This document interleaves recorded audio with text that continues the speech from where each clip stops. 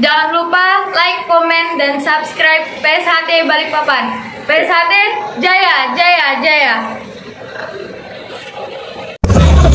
Jangan lupa like, comment, and subscribe PSHT Balikpapan. PSHT Jaya, Jaya, Jaya.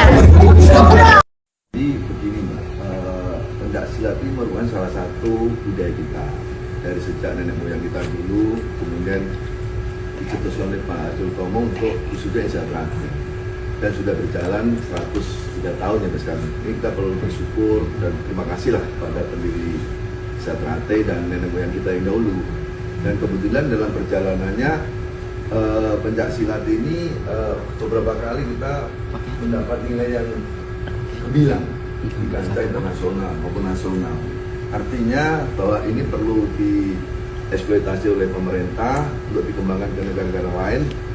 Oh, di dalam pencak silat ini kita juga untuk Isatra itu ajarannya beda dengan yang lain. Jadi saya sendiri kenapa dulu waktu itu masuk tahun 5 di pendekar. Dan itu pula yang mengawali saya masuk akabri. Karena saya di Isatra diajarkan di samping kita pencak silat juga ilmu-ilmu keesaan, ilmu-ilmu ketuhanan.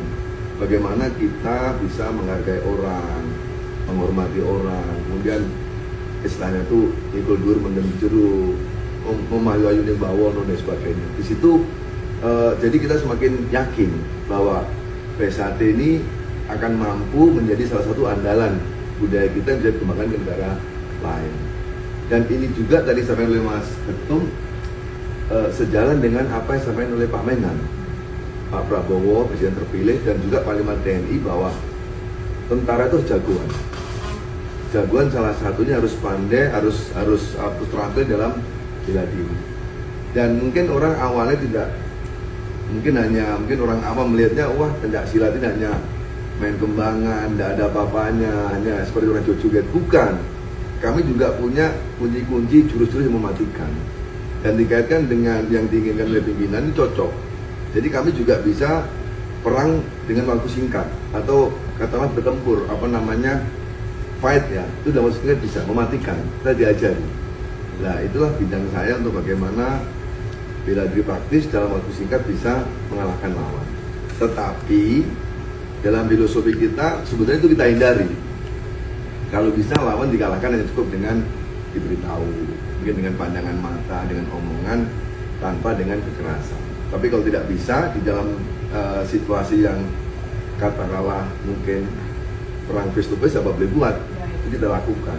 Tetapi ajaran kita tetap mengedepankan persaudaraan, mengedepankan persuasif untuk kebaikan kita bersama. Dan saya bisa menyampaikan masukan bahwa pencak silat ini menjadi salah satu aset bangsa kita dan untuk dikembangkan ke negara-negara.